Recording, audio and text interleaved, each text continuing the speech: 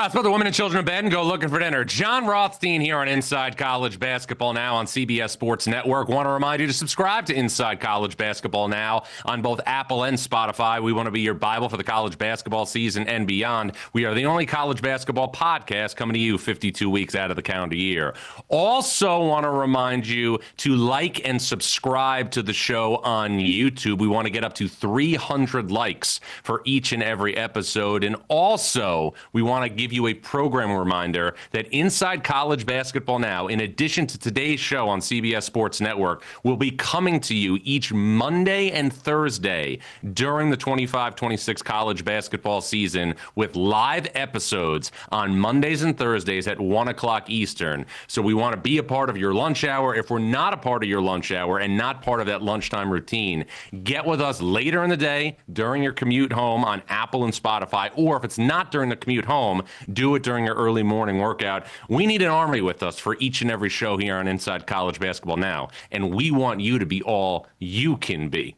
And also a reminder that in addition to the shows you will be getting on Mondays and Thursdays at 1 o'clock Eastern, Inside College Basketball Now will also be providing additional episodes throughout the week with some of the biggest and best names in the sport. Earlier this week, I caught up with Vanderbilt head coach Mark Byington, who has the doors off to a 15-0 start after last night's win over Alabama. But as always, we want to get you some meat on the bone, and that's why we begin with three big things. And the first big thing I want to get to is a major headline for two of the top teams in college basketball. And it's the fact that Michigan and UConn were tested in back-to-back days. And right here on CBS Sports Network last Friday, I came to you on one of these shows and I told you about the idea that Michigan and UConn were separating from the rest of college basketball. And I think if today were Selection Sunday, Michigan and UConn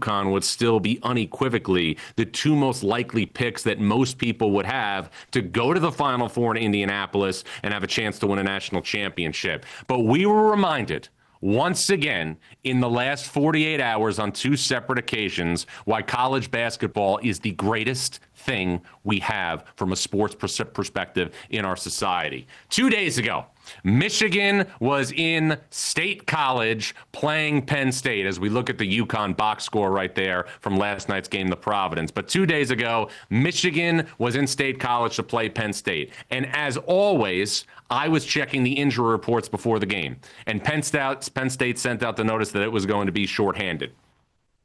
A shorthanded Penn State team at home.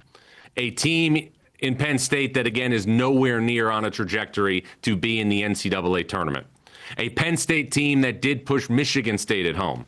But with that said, Michigan, who hadn't just been eviscerating opponents, Michigan had not had a test since it played against TCU on the road in Fort Worth in early November. And if you heard Dusty May on this show at the end of December, he would be the one to tell you that he was knowing that game pressure was eventually going to come for Michigan. If you ask me, of all the Big Ten games that Michigan was going to play, I would say the least likely where I would expect Michigan to get game pressure was against Penn State. But that wasn't the case. The Nittany Lions, again, after they almost beat Michigan State at home in December, gave Michigan all it wanted in State College, had a chance to win the game late. It didn't materialize. Michigan survives and advances. That was Michigan's scare for the week. And then last night at Amica Mutual Pavilion, one of the great home court advantages in all of college basketball, Providence and UConn played what I think was pound for pound, inch for inch, the best college basketball game we have seen throughout the 25-26 season.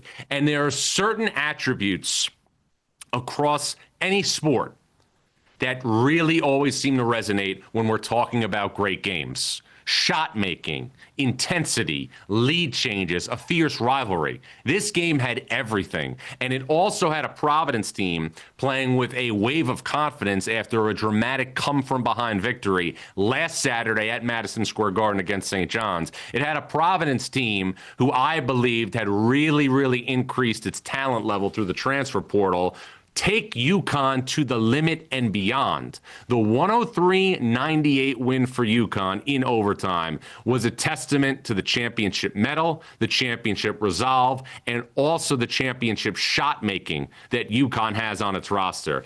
And I think that, to me, is the thing that I will take away from this game. Champions are going to have to win games in hostile environments. Champions are going to have to win games in difficult places. But the shot making that UConn displayed last night was next level stuff. UConn as a team was 18 of 32 from three last night. 3 players on UConn.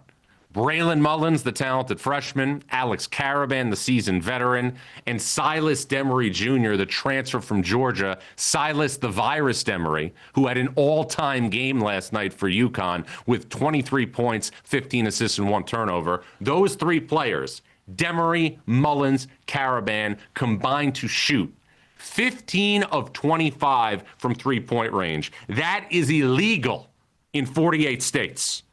And you may say from the periphery, well, you know what? This is going to happen in the Big East. This is going to happen in conference play. You have to understand this from a big picture perspective. Yes, Providence is starting to turn a corner this season under Kim English. Yes, Providence has now more talent than it's had, in my opinion, over the last couple of years. Friars have good players. Jalen Sellers, Jason Edwards. I thought Duncan Powell was really good. Ryan Mila made a ridiculous spin layup last night.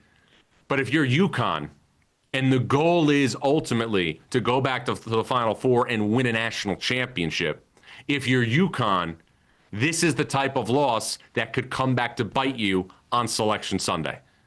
And that wasn't the case. Because UConn, thanks to an incredibly balanced effort, which featured so many different players playing at a high level, was able to win on the road in an incredibly hostile environment. And UConn, again, looks like the team that, again, has the chemical makeup to go back to the Final Four and win a national championship. But in the last 48 hours, we have seen the 2 teams that most people, including myself, have looked at as the 2 best teams in the country have to go the distance with teams in Penn State and Providence that are currently nowhere near to be projected in the NCAA tournament. That is why the NCAA tournament and March Madness is the greatest thing we have in sports, because all it takes is one game. All it takes is one 40-minute stretch where the team that's a really high seed is not at its best, and the team, obviously, that might be a lower seed plays the game of its life. I will tell you without hesitation that after I watched Virginia in 2019 comfortably win the ACC regular season title by multiple games and comfortably win the ACC tournament, there is no way I ever thought that Virginia would be tested by UMBC. And I know that DeAndre Hunter, who was a key player on that team, was lost to a season-ending injury before the NCAA tournament. But there's no way that I thought Virginia was going to lose by 20 to UMBC. Go forward to 2023 in Columbus, Ohio. Purdue had won the Big Ten regular season title. Purdue had won the Big Ten tournament title. And Purdue was a 1 seed in the NCAA tournament with the National Player of the Year, the most dominant force in college basketball, in Zach Edey. Purdue was playing a team in Fairleigh Dickinson who was not able to win the Northeast Conference tournament title, but went to the NCAA tournament because the team that won the Northeast Conference tournament title, Merrimack, was ineligible for March Madness due to a transition to Division I rule. FDU won a game against Texas Southern and Dayton in the first 4, and then went on to pull the biggest upset we have ever seen in the history of the NCAA tournament.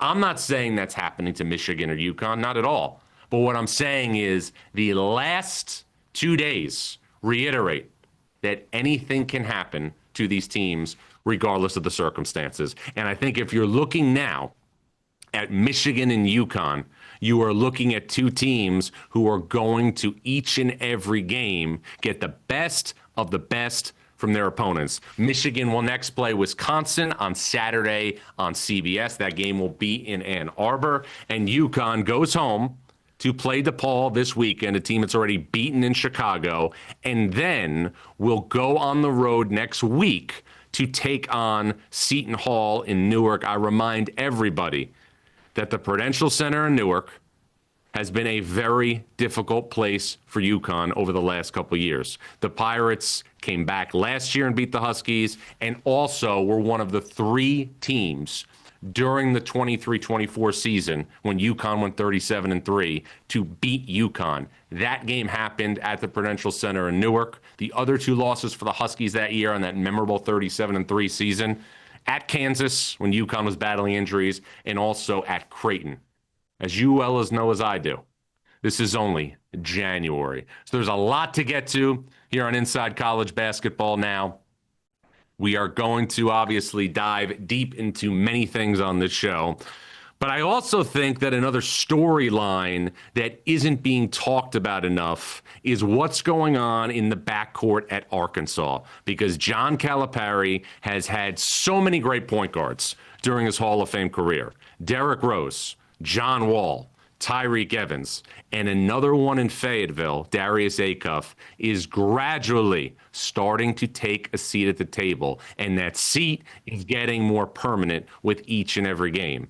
And ironically enough, as Arkansas continues to ascend, John Calipari's former school, Kentucky, is descending. The Wildcats had a very tough loss last night at Rupp Arena against Missouri. Why are Arkansas and Kentucky seemingly going in 2 different directions? We will break it all down when we return. A busy Thursday show on January 8th. Jon Rothstein here on Inside College Basketball Now. One place, CBS Sports Network.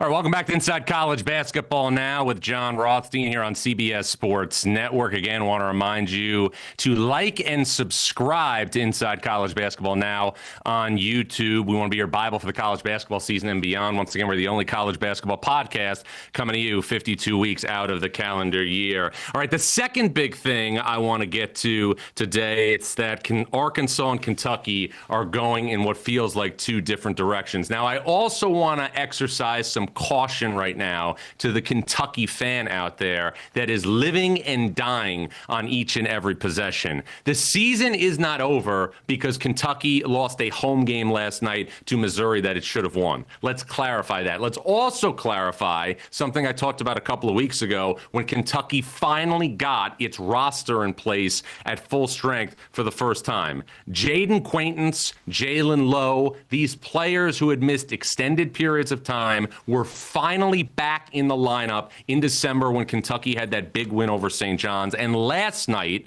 Kentucky finally had those players in the starting lineup. I know that last night's game did not go how a lot of people obviously hoped it would go in Lexington, Kentucky. But here's the thing. Kentucky fans may have to come to the realization right now that sometimes, especially in the transfer portal era, and I've said this before, that sometimes because we are seeing a higher volume of commitments in April and May, sometimes because we are seeing commitments happen through social media, with graphics, with announcements, with edit videos, all of a sudden we think all of those commitments are going to be some of the biggest additions we have seen to a program, even if it's a blue blood. It doesn't happen that way. The highest levels of college basketball have high levels of rhythm, chemistry, and continuity. We have seen it even more in the transfer portal era.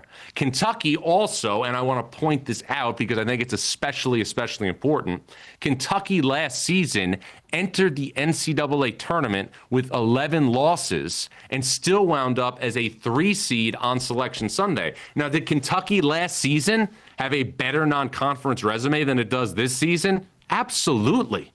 But that doesn't mean that Kentucky is done for the season just because it lost a home game to Missouri. Now, this was the first time that Missouri had ever won a game at Rupp Arena. Full credit given to Dennis Gates and that staff. That staff had a really difficult loss against Illinois, before Christmas, a 40-point defeat. Dennis Gates talked about the need to get his team healthy. Missouri has gotten Jaden Stone back, a guy who has really added shooting in the last 2 games. He's had a combined 29 points during that span. He's 5 of 12 during that span from 3. Missouri's a different basketball team now. The first 2 games in the SEC, Missouri has beaten Florida at home and won at Kentucky. Dennis Gates looking at another NCAA tournament appearance for Missouri.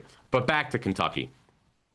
At 9-6 overall, the season's been a disappointment. I did not think Kentucky was a top 10, top 12 team to start the season. I thought they were more in the 15 to 20 range.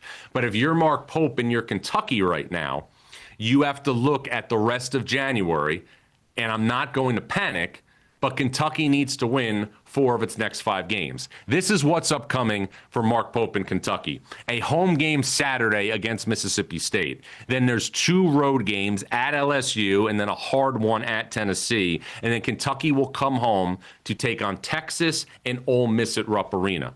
Kentucky has to find a way to win 4 out of those 5 games. Because after that, Kentucky goes at Vanderbilt, and then the big one at Arkansas against John Calipari and the Razorbacks, which to me continue to emerge and look like the most complete team in the Southeastern Conference. And look, the season is very, very young.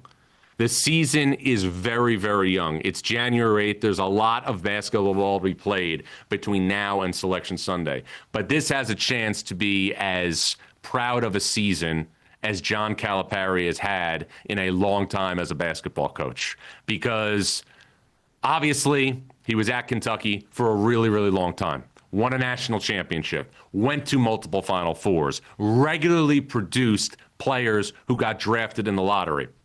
He would be the first to tell you that the ending and the games that Kentucky lost in the NCAA tournament were a major disappointment. He would obviously be the first person to tell you that. And sometimes, after a decade and a half, there's an appetite for change. I understand that. But now, in year 2 at Arkansas, 1 year after taking Arkansas to the Sweet 16, Arkansas has a team that is significantly better than the one that beat Kansas and St. John's in the NCAA tournament last year and nearly beat Texas Tech in the Sweet 16. Arkansas is significantly better than it was last year. And the main reason why is the guy at the point of attack in Darius Acuff. And now we are seeing, as we get into January, a player that is becoming appointment television each time he takes the floor. In SEC play, Darius Acuff is averaging 27.5 points and 6.5 assists. He's looking more and more, because of his power, because of his ability to pull up, like a younger version of Stephon Marbury. That's who he reminds me of.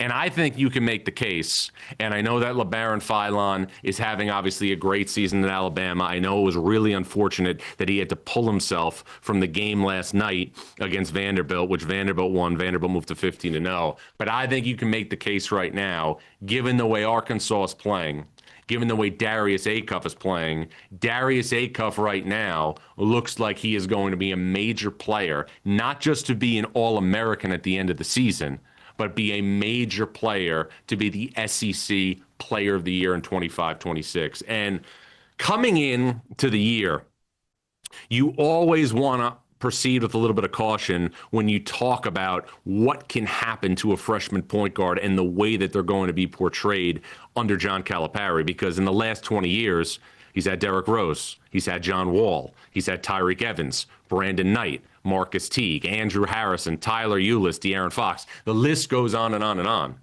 And there's a lot of seasons still to be played. But you look at the requisites of this Kentucky team. High-level talent in the backcourt. Acuff, Malik Thomas, a great glue guy in Billy Richmond, maybe my favorite player in all of college basketball, because all he does is win 50-50 plays. Then you have great length up front with Brazile, with Pringle, and with a burgeoning player up front in Malik Ewan, who is a really, really good reserve. This rendition of John Calipari at Arkansas reminds me a lot of what we saw when he was at Memphis prior to going to Kentucky. And if you obviously remember those years at Memphis, John Calipari went to the Elite Eight in 2006, went to the Elite Eight in 2007, lost to Greg Oden in Ohio State, Went to the national championship game in '08, lost to Kansas, and in '09 went to the Sweet 16 and lost to Missouri before taking the job at Kentucky. Darius Acuff is one of the best freshman guards in college basketball, one of the best players in college basketball. There's also a freshman in Arizona that is turning major heads in the desert. Who is that? And who is emerging for the team that's currently ranked number 1 in college basketball? I'll get into all of it and more when we return. Jon Rothstein here on Inside College Basketball Now on CBS Sports Network.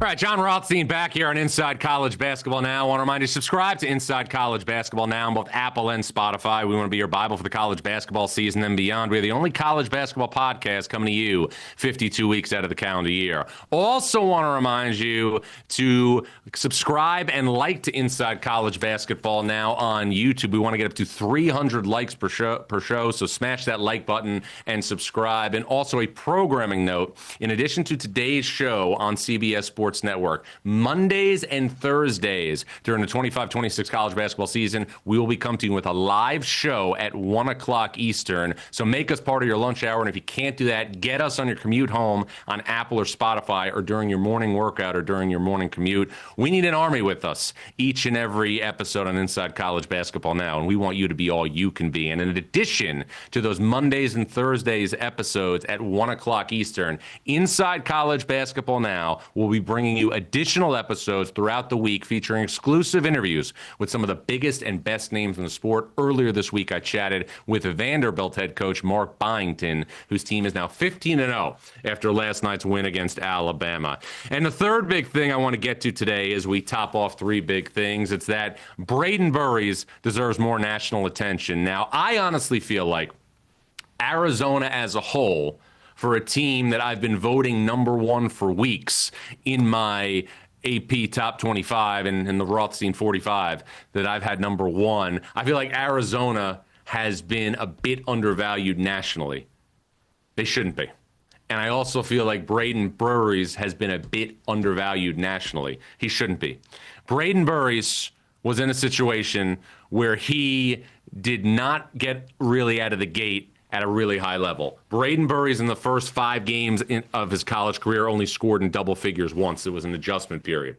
But part of the reason why Arizona was not just able to absorb a slow start from Brayden Burries as a freshman, but also beat high-level competition with one of their marquee recruits finding his way, is because the roster composition reflects a team that was going to be able to weather that type of an early season schedule. Remember, there are 4 players on Arizona's roster: Jaden Bradley, Toby Awaka, Mo Crevish, and also Anthony Del Orso, that were a part of that unit last year that went to the Sweet 16 and lost to Duke, obviously winning multiple games in the NCAA tournament. And Arizona, with Brayden Burries struggling, was able to win an opening night game over Florida, edge out UCLA at Intuit Dome, go on the road and beat UConn.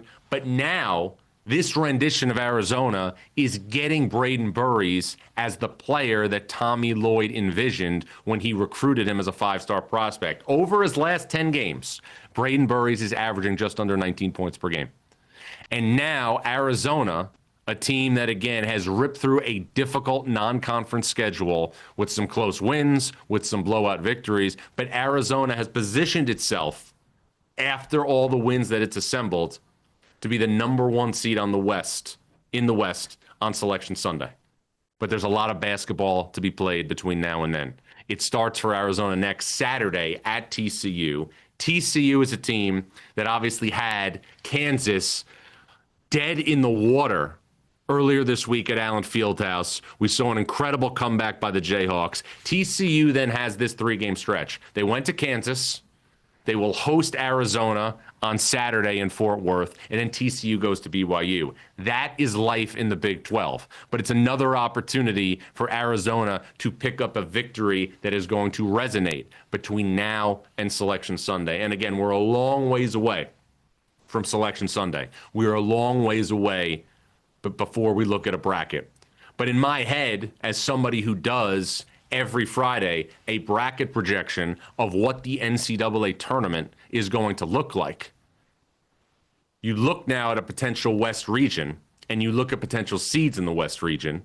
The 1 seed is obviously Arizona, and the 2 seed, if the tournament started today, would be Gonzaga. So that means, and again, we got a long way to go, but there could be a 1-2 combination in the West region if things were to obviously be seeded today, with Arizona as the 1 and Gonzaga as the 2.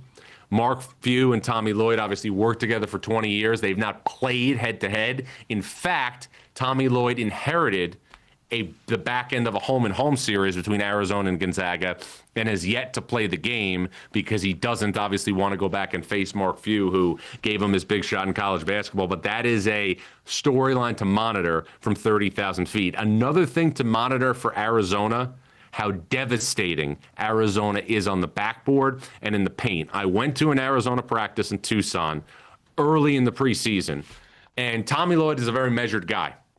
And he coaches that way. You see it on the sidelines. He's like a straight line, very composed. But Tommy Lloyd, multiple times when I was in practice, stopped the practice to make sure that the ball was going into the paint. Arizona's ability to pummel its opponents needs to get more attention. Through 2 Big 12 games right now against Utah and Kansas State, Arizona is plus 36 on the glass.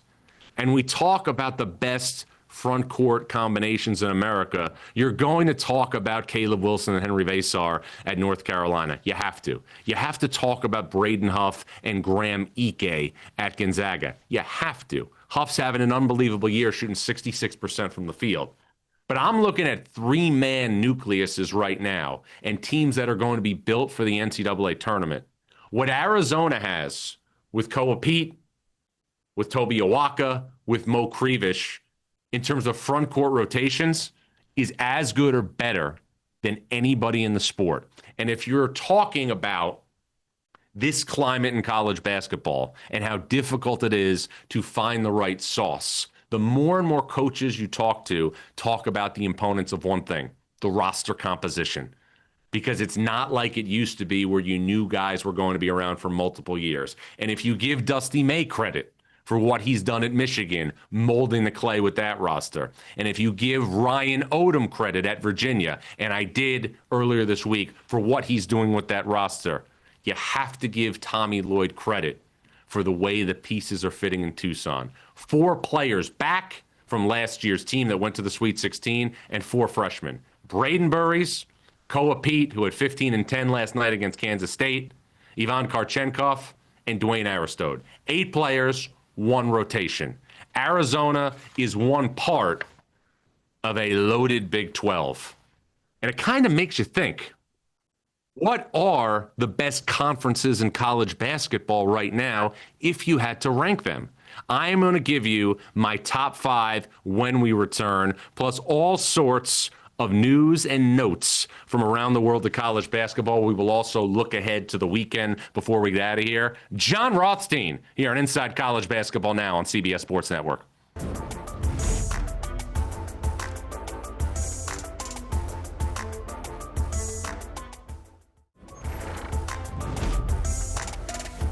All right, Jon Rothstein back here on Inside College Basketball Now on CBS Sports Network. As we do each and every Thursday, we are going to bring you the Rothstein rankings on one particular topic of the week. Today, what are the 5 best conferences in college basketball? Now, I want to point out that the 5 obvious conferences are going to be the Big East, the ACC, the SEC, the Big Ten, and the Big 12. But what is the order? Let's take a look right now at what this looks like 1 through 5. The Big East is obviously going to be in the 5 hole for me. You have a national championship contender in UConn. And again, I will do the deep dive with the fine-tooth comb later today for my bracket projection tomorrow. Right now, I've got 4 teams maybe in the NCAA tournament as of today: UConn, St. John's, Villanova, and Seton Hall. The ACC has made major strides since last season, but I still don't know if it can challenge the top 3 in the country for obvious obviously being in a top 3 league in college basketball. But the ACC, for a league that only got 4 teams in the NCAA tournament last year, has improved leaps and bounds. I'm looking at this conference right now. I see Duke, Carolina, Virginia, Louisville, and Clemson as locks. Miami is not far behind. Jay Lucas doing a great job in year 1. And also you're seeing teams hovering around the bubble in that league. NC State, Virginia Tech, and keep an eye on Kyle Smith and Stanford. Kyle Smith and Stanford won last night at Virginia Tech. Smith has a freshman guard, Ibuka Okori, who has been a dynamite addition, made the game-winning 3 last night. Stanford plays at Virginia on Saturday. That's an underrated game this weekend. The SEC, 14 teams in last year. You won't get near that this year, but still really strong at the top with Arkansas, Vanderbilt, Alabama. Tennessee is Tennessee under Rick Barnes, and then I would expect the SEC to get 8-9 teams into the NCAA tournament. The Big Ten, to me, is a conference that is built on, obviously, its power at the top. And what I mean by that is, given what we have seen from Purdue and Michigan this season, and also Michigan State, those 3 teams, without question, could be 3 of the top 8 seeds in the NCAA tournament and 3 teams that could go into the Final Four. The difference to me in the Big Ten this year is the league has gotten unexpected mileage out of Nebraska. Nebraska and Illinois, again, as I get ready to craft my weekly bracket, would give the Big Ten 5 of the top 16 seeds in a bracket if it was Selection Sunday. And I also think there's a lot of teams from that league that could get to a Final Four. Illinois is always going to be, for whatever reason, it feels like the trendy 4 seed that everybody wants to pick to go to the Final Four on Selection Sunday. It has not happened yet under Brad Underwood, but I think if you look at the body of work for Illinois basketball in the last half decade under Brad Underwood, 2021, you're a 1 seed in the bubble. You have a disappointing loss to Loyola Chicago. 2022, you're a 4 seed. You lose to Houston in the round of 32. 2023, lose in an 8-9 game to Arkansas. 2024, Sweet 16. 2025, you lose to Kentucky. But there has been a real element of consistency over the last half decade for Brad Underwood at Illinois. It's not quite what we saw at Wisconsin at Bo Ryan, not yet. It's not quite what we've seen at a Purdue and Matt Painter, but it's getting there. But the Big Ten right now, I think you can safe to say, as long as the Iowas, the UCLAs, the USCs continue to win enough games in the Big Ten, you should see 8 or 9 teams in the NCAA tournament out of the Big Ten. And the Big 12, to me, is the it conference in college basketball. And for years in Philadelphia, we have heard the term Big Five used when talking about the tradition and the history of that city. The Big Five should be used for the top 5 teams in the Big 12 because those 5 teams are all going to be more than capable of getting to Indianapolis and playing in the Final Four. Arizona, who I've talked about early in the show, number 1 in the country. Iowa State, 15-0. For the first time in program history, has an All-American in Joshua Jefferson that got 19 and 17 last night at Baylor. Houston's Houston under Kelvin Sampson. Kingston Fleming's one of the best guards in college basketball. Texas Tech has the best 1-2 punch in the sport with JT Toppin and Christian Anderson. And then there's BYU, the team that has lost 1 time this season, and it was in Boston against UConn. Didn't have Kennard Davis. Keba Keita lost for that in that game early due to an injury, and BYU still hung tough. BYU is a bona fide contender to go to a Final Four for the first time in program history. And if you are a BYU fan right now, you have to say to yourself, these next 60, 70, 80 days are going to potentially be the best 60, 70, 80 days I've ever had in my fandom associated with this program, because there is a real chance to get where you've never gone, and that's the Final Four. And the ironic thing to me, when you look at the Big 12 and you look at those Big 5 teams, whether Darren Peterson is at full strength for Kansas or not, Kansas is going to be in the 6 hole. Beyond that, I think TCU is going to be obviously a tournament team under Jamie Dixon. They've got a big game Saturday against Arizona. Let one slip away at Allen Fieldhouse earlier in the week.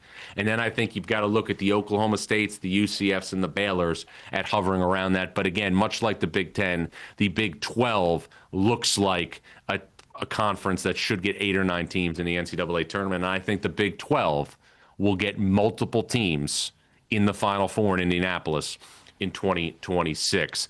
Also want to set the table for the weekend here at Inside College Basketball Now. We will do that. I will also give you other sorts of news and notes from around the world of college basketball. Jon Rothstein here at Inside College Basketball Now on CBS Sports Network.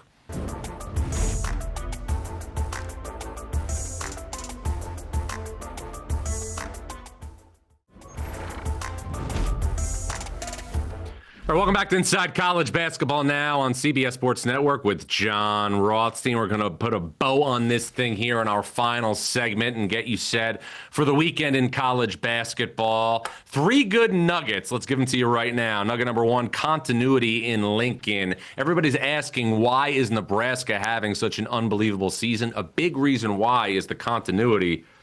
4 of Nebraska's 5 starters, Jamarcus Lawrence, Sam Hoiberg, Berke Buchtenschel, and Rink Mast, all had previous working knowledge of the Huskers program prior to this season. I was talking about it earlier in the show. Continuity within a program is so rare right now in this climate of college basketball with the transfer portal and name, image, and likeness. This is one of the reasons why Nebraska is having a season to remember under Fred Hoiberg. Remember, Nebraska has never won a game in the NCAA tournament. I was thinking about it last night after Vanderbilt beat Alabama. Vanderbilt and Nebraska are a combined 30-0 this season. Remember, it's not anarchy. It's just college basketball. Nugget number 2, West Coast Blues. I'm going to make a prediction. No Big Ten team from the West Coast, Oregon, Washington, UCLA, or USC, will ever win a Big Ten regular season title. These 4 teams have played 8 conference games already this season outside of the Pacific time zone, and they are a combined 1-7 in those games. And obviously making the travel from the West Coast to Middle America, or in many cases now the East Coast, takes a toll with the time zone change, with the travel change. But beyond that, it's also what you have to deal with on the back end getting home to play. And what I mean by that is this. UCLA opened up January by going to Iowa and Wisconsin, spending 5 days in the Midwest, lost both games. UCLA is going to go home now to play Maryland Saturday night at Pauley Pavilion in what is a must-win for Mick Cronin's squad. UCLA then goes back on the road to take on Penn State and Ohio State, another trip across the country. But here's the kicker. UCLA is going to play Ohio State on Saturday, January 17th. The game is on CBS. Then UCLA, which will leave Columbus after the game, probably late afternoon, will get home after a 4 or 5 hour flight and wake up Sunday morning trying to readjust to obviously the Pacific time zone. Who is waiting for UCLA after that trip? The Purdue Boilermakers. It's not so much just the fact that you're going west to east. It's the fact that you're going to get home and you're going to have a day where you're going to be all discombobulated, and then you have 1 day remaining before you have to play a team that's been waiting to play you in Los Angeles. Nugget number 3, Boogie needs a break. I'm talking about Florida's Boogie Fland, who has continued to struggle from long distance this season. Boogie Fland in his last 3 games is 0 of 11 from 3. For the season, he is 12 of 63 from long distance. That is just 19%. That's one of the biggest things that the Gators are lacking. And obviously the Gators' backcourt play not near the level that we saw last year when Todd Golden's team won the national championship. All right, let's get some games to watch for this weekend. I'm going to give you one at Assembly Hall in Bloomington. All these games are on Saturday. Nebraska at Indiana. This is a game, obviously, that is going to be held in one of the best home court advantages in college basketball, but it's a game that, again, would add to Nebraska's resume because the Huskers are building a resume right now. Tennessee at Florida. Very curious to see how Tennessee does on the road. The Vols were very competitive with Arkansas last weekend. Rick Barnes' team, again, not getting the same attention as it was maybe last year or the year before it went to the Elite Eight, but I think the Vols are a dark horse Final Four team. Wisconsin at Michigan Saturday at CBS. Badgers coming off a bounce-back win over UCLA where they shot the ball exceptionally well. Going to have to do that again against Michigan. Any team that's going to have a chance to beat Michigan is going to have to go over the top of the defense. And then you have a big one at Cameron Indoor Stadium, SMU against Duke. SMU, if you have not been familiar with the Ponies, have one of the best guards in the ACC in Boopie Miller, who had 27 and 12 assists last weekend against North Carolina. Duke coming off the road win against Louisville, which featured a 20-point performance from Caleb Foster. And then in Fort Worth, I've talked about this a couple of times, Arizona, 15-0, on the road at TCU. TCU has this game sandwiched between the tough loss in overtime earlier this week against Kansas and also a trip to BYU. Again, a reminder, the Cougars just have one loss this season, and it was against UConn in Boston. 5 under-the-radar games to monitor this weekend. Stanford getting better and better under Kyle Smith is going to be at Virginia. We also have St. John's at Creighton. This is the second straight quad one opportunity for the Red Storm on the road this week. St. John's beat Butler earlier in the week. Greg McDermott and company won last night at Villanova. He's done a great job recalibrating his roster. Oklahoma State at Iowa State. Cyclones off to their best start in program history, 15-0. Joshua Jefferson playing like an All-American. Taman Lipsey playing like an All-Big 12 player. Arkansas is at Auburn. Obviously, Arkansas now is playing for a high seed in the NCAA tournament and an SEC regular season title. Auburn is desperate for a marquee win. Now, Stephen Pearl has done a nice job picking up quality victories when he's had the opportunity. Auburn beat St. John's on a neutral court in Las Vegas. Auburn beat NC State at home. But we also have to remember that Auburn dropped one earlier in the week in heartbreaking fashion when a call was reversed at the buzzer to Texas A&M. Auburn has a major opportunity at home in the jungle on Saturday against Darius Acuff and Arkansas. And then on Sunday, Illinois against Iowa. I think that Illinois is being criminally underrated nationally because I am looking at the losses that Illinois has suffered this season.